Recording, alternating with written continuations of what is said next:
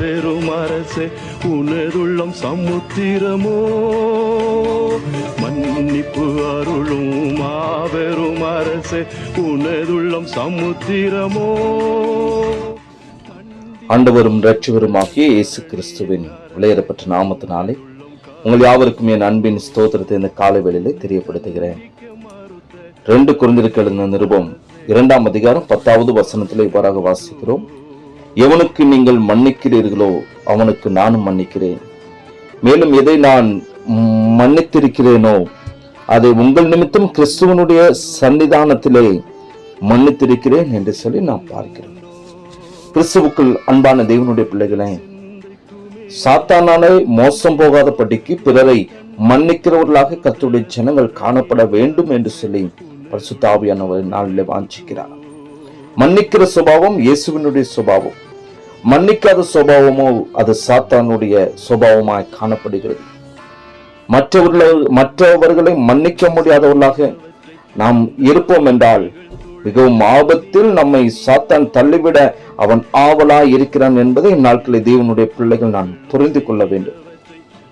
ஒரு ஆபீஸ்ல வேலை செய்து கொண்டிருந்ததான உயர் அதிகாரி அவருடைய சொல்லை கேளாத தன்னுடைய இஷ்டம் போல ஒருவர் வேலை செய்து கொண்டு காணப்பட்டார்.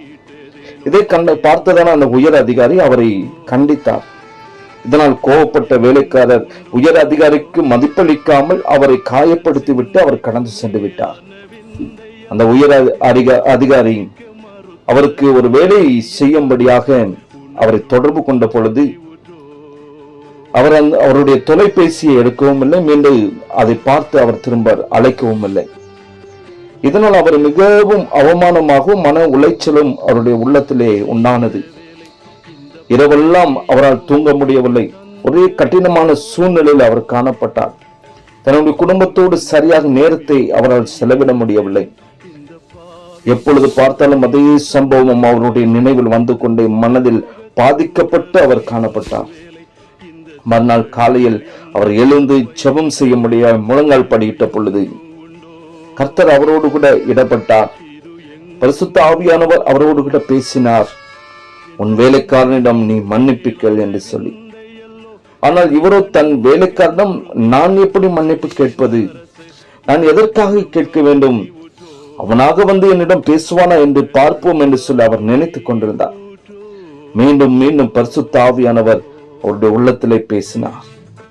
சாத்தான் உன்னை மோசம் போகாதபடிக்கு அவனை மன்னித்து நீயும் மன்னிப்புக்கள் என்று சொல்லி இடப்பட்டார்.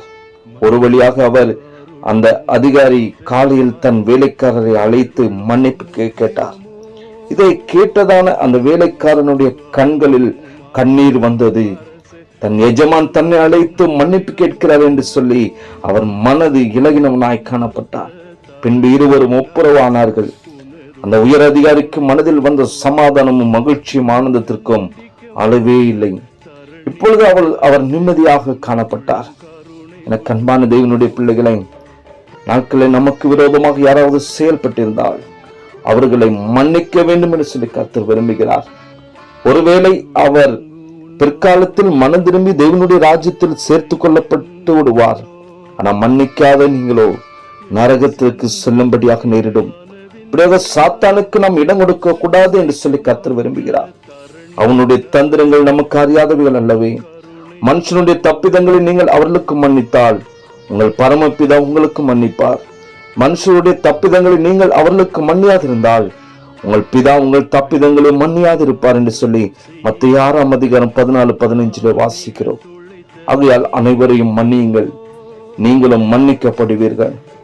நாட்களை கிறிஸ்துவுக்குள் அன்பான தேவனுடைய பிள்ளைகளை, ஆண்டவராக இயேசு கிறிஸ்து மன்னிப்பின் ஊழியத்தை செய்தார். அவரை பின்பற்றி கடந்து செல்கிற நாமும் நாட்களாக அவர் மன்னித்தது போல நமக்கு விரோதமாய் செயல்படுகிறவர்களை, நமக்கு விரோதமாய் தேவையில்லாத வார்த்தைகளை பயன்படுத்தினவர்களை மன்னித்து மறக்கும்படியாக இந்த காலை வேளையிலே கர்த்தர் விரும்புகிறார்.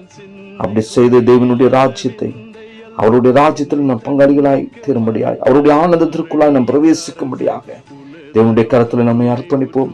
கர்த்தருடைய கிருபை உங்களோடு கொண்டு வழி நடத்துவதாக. ஜெபிக்கலாமா? நேசிக்கிற அன்பின் நல்ல தகப்பனே, இந்த காலை வேலைக்காக நாங்கள் உமக்கு நன்றி செலுத்துகிறோப்பா, ஸ்தோத்திரிக்கிறோம். நீ நல்லவர், நீர் வல்லவர் ஆண்டவரே. தகப்பனே ஸ்தோத்திரமப்பா.